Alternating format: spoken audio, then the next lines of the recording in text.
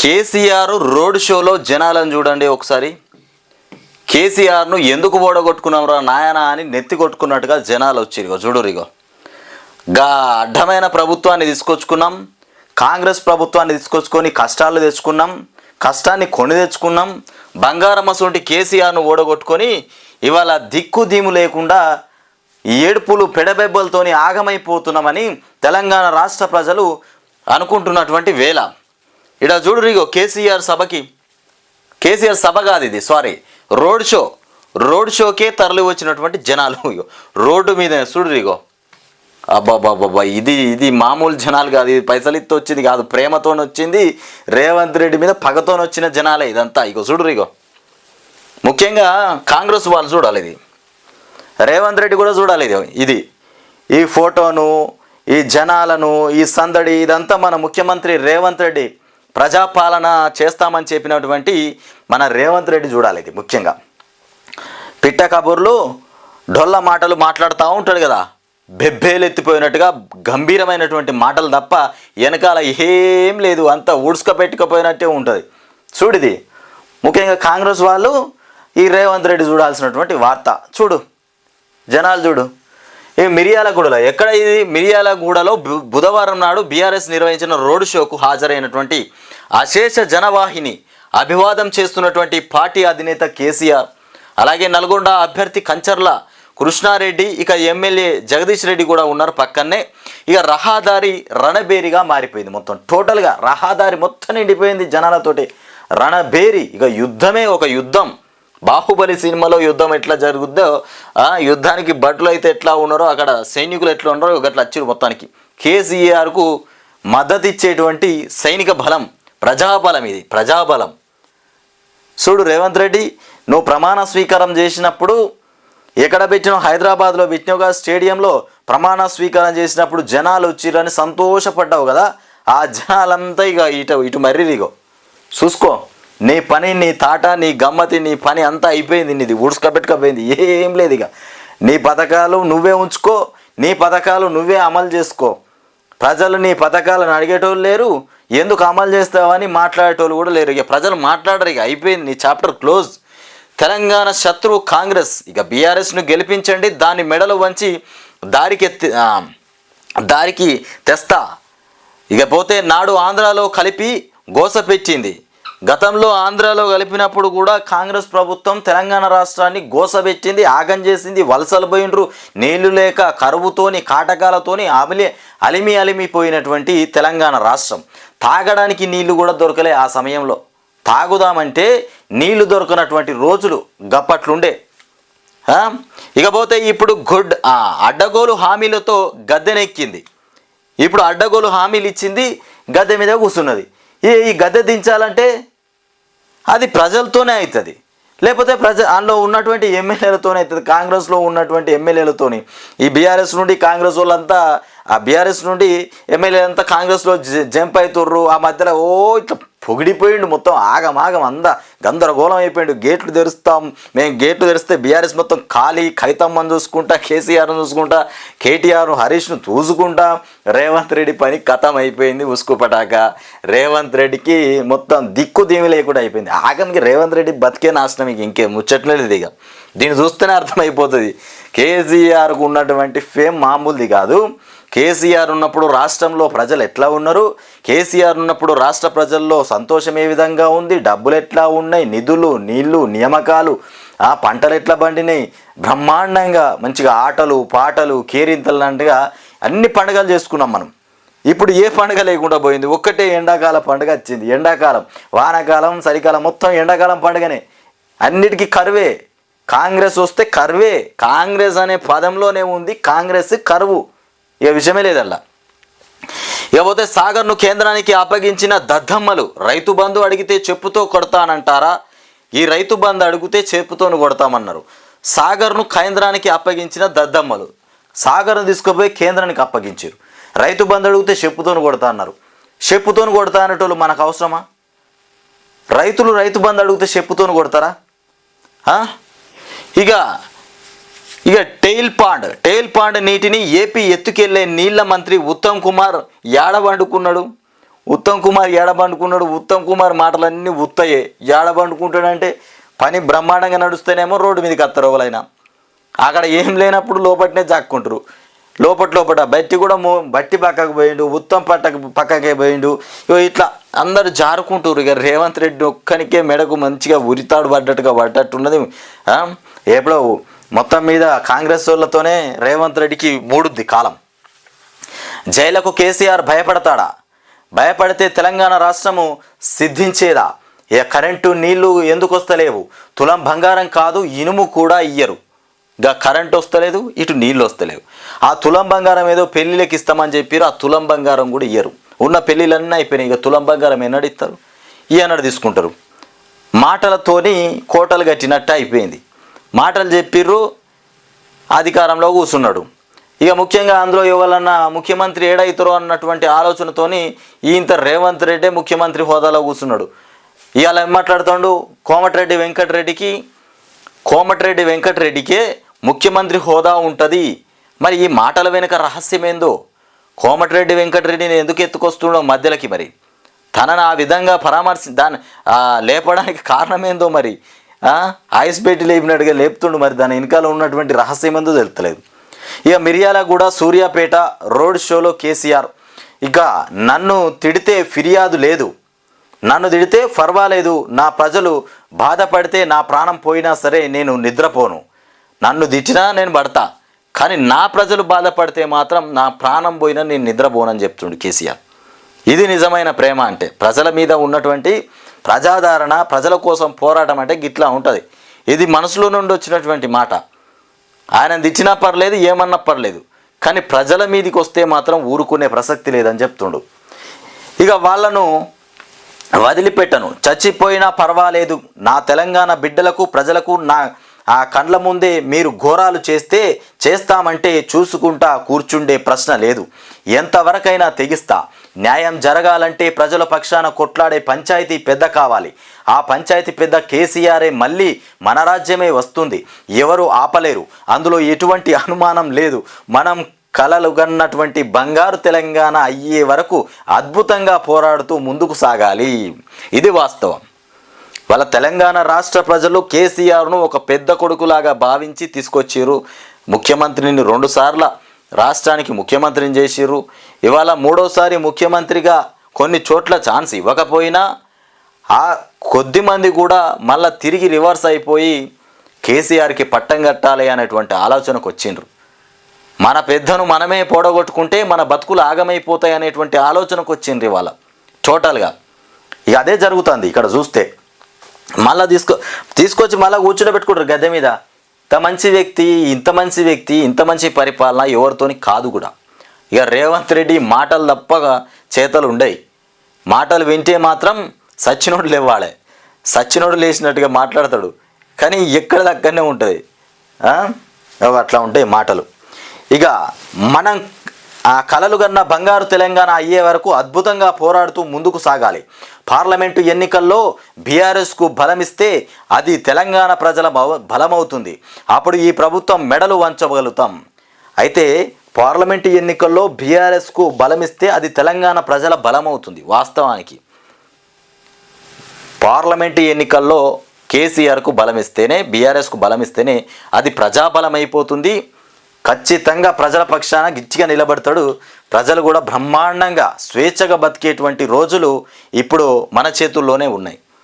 మన బీఆర్ఎస్కు ఓటేస్తేనే ఇవాళ రేవంత్ రెడ్డిని మట్టుబెట్టడానికి, రేవంత్ రెడ్డి చేసే అకృత్యాలకు అన్యాయాలకు అడ్డుకట్ట వేయడానికి ఛాన్స్ ఉంటుంది. ఇక లేదంటే మాత్రం మన కష్టాన్ని మనమే కొని తెచ్చుకున్నట్టు అయిపోతుంది. కొంచెం ఆలోచించాలి జనాలు కూడా. ఇక నేను వస్తుంటే కొందరు రైతులు నా బస్సును ఇక కొనుగోలు కేంద్రం వద్ద ఆపి గోడు వెళ్ళబోసుకున్నారు. సార్, ధాన్యం తెచ్చి 20 రోజులైంది, ధాన్యం ఎత్తడం లేదు, ధాన్యం కొనడం లేదని కూడా ఆవేదన వ్యక్తం చేసిండ్రు.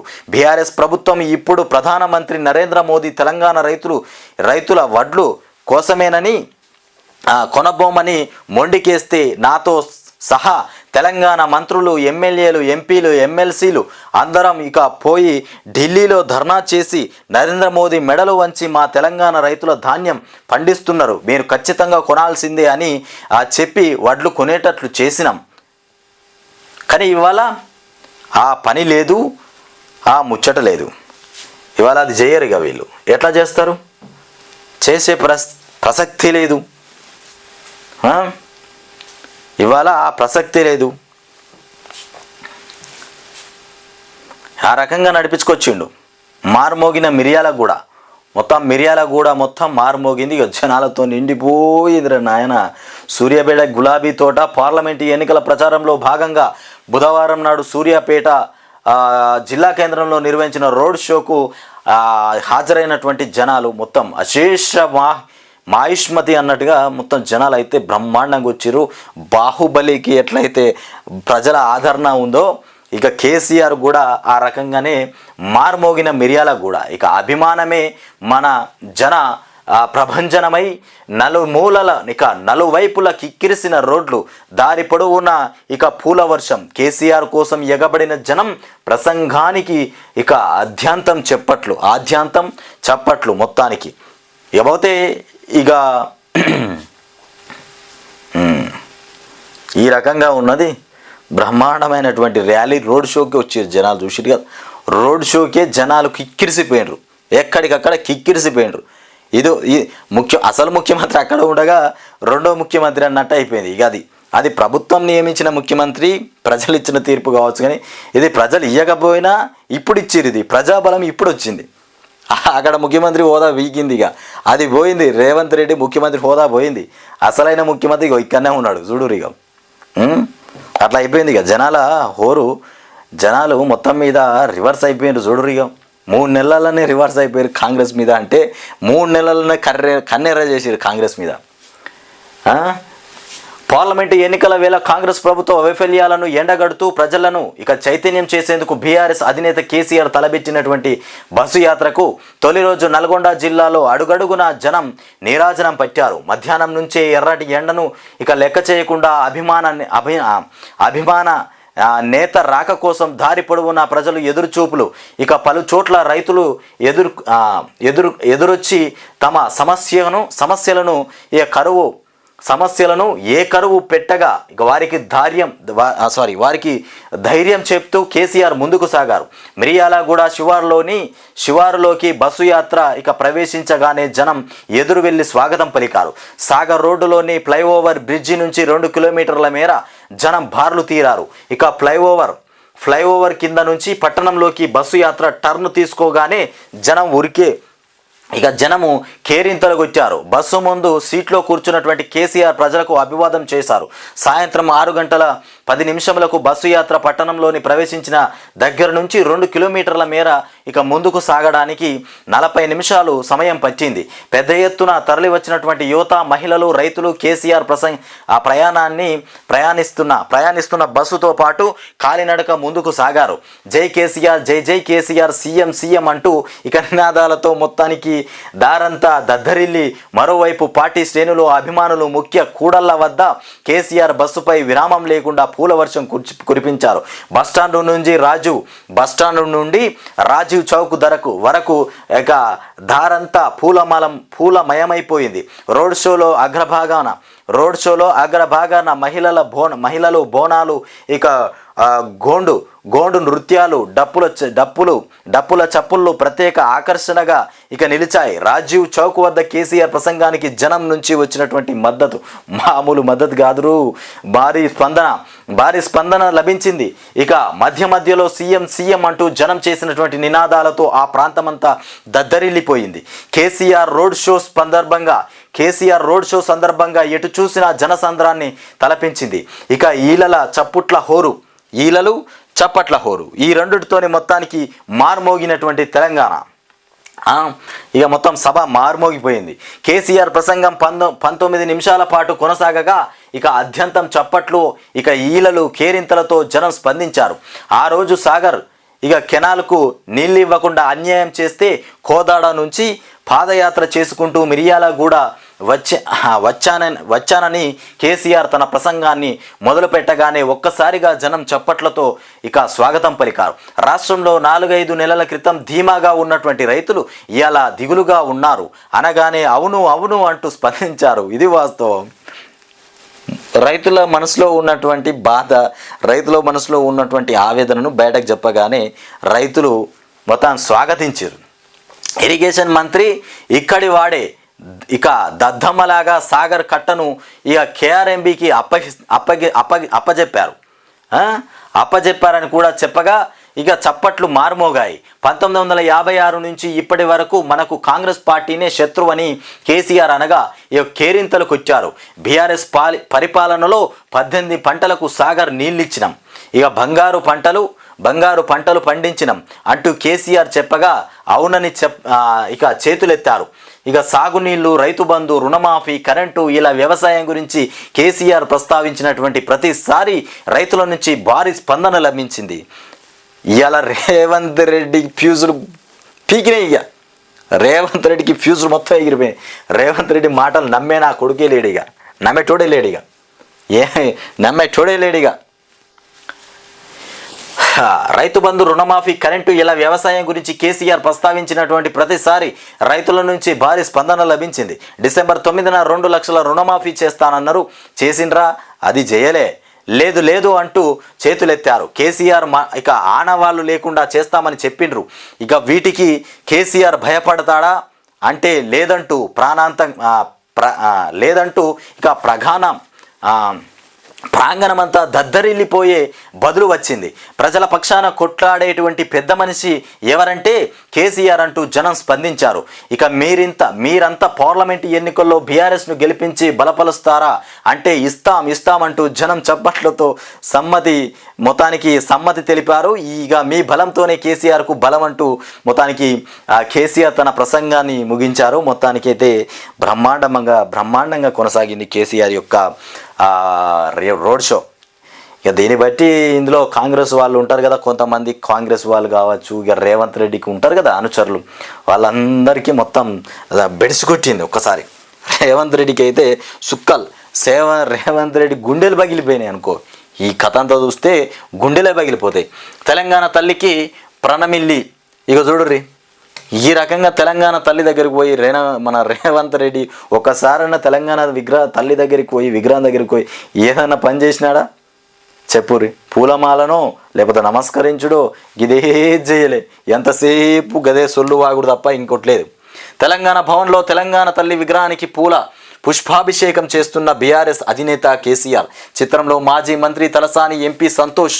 ఇకపోతే పార్లమెంటు ఎన్నికల ప్రచారం కోసం బుధవారం తెలంగాణ భవన్ నుంచి బస్సు యాత్రగా బయలుదేరుతూ పార్టీ శ్రేణులకు అభివాదం చేస్తున్నటువంటి బీఆర్ఎస్ అధినేత కేసీఆర్ నల్గొండ శివారు ఇక అర్జాల బావి వద్ద కేసీఆర్కు ఇక మొత్తానికి ధాన్యం కొనుగోలు కష్టాలు చెప్తున్నటువంటి ఓ రైతు చిత్రంలో బీఆర్ఎస్ ఎంపీ అభ్యర్థి కంచర్ల కృష్ణారెడ్డి, మాజీ ఎమ్మెల్యే ఇక చిరుమూర్తి లింగయ్య. మొత్తానికి ఏ మాటకు ఆ మాట చెప్పాలంటే కేసీఆర్కు ఉన్నటువంటి తెలివితేటలు ఇలా హరీష్ రావుకు లేవు, ఇంకో పక్క కేటీఆర్కు లేవు, ఆ కవితకు కూడా లేవు, ఎమ్మెల్సీ కవితకు. ఇవాళ బీఆర్ఎస్లో ఇవాళ తెలంగాణ రాష్ట్రాన్ని ఒక దిక్సూచిగా ఒక బ్రహ్మాండమైనటువంటి రాష్ట్రాన్ని దేశానికి మొత్తం యావత్ దేశానికి చూపించినటువంటి ఘనత ఎవరిదయ్యా అంటే అది మన కేసీఆర్దే తప్ప ఇక హరీష్ రావుది కాదు, అటు కేటీఆర్ది కాదు, ఇటు కల్వకుంట్ల ఎమ్మెల్సీ కవితది కూడా కాదు. ఈ రకంగా ఇవాళ ఈ ప్రచారాలు, ఈ సభలు, ఈ రోడ్ షోలు ఇవన్నీ చూస్తే రేవంత్ రెడ్డికి ఇక సరిపోయింది. ఇక నా ముఖ్యమంత్రి హోదా ఇప్పటితోనే ఇంతవరకు సాలు, నాకు 3 నెలలు ఉన్నా సంవత్సరం ఉన్నా సాలరా నాయన అన్నట్టే అనిపిస్తుంది ఇక.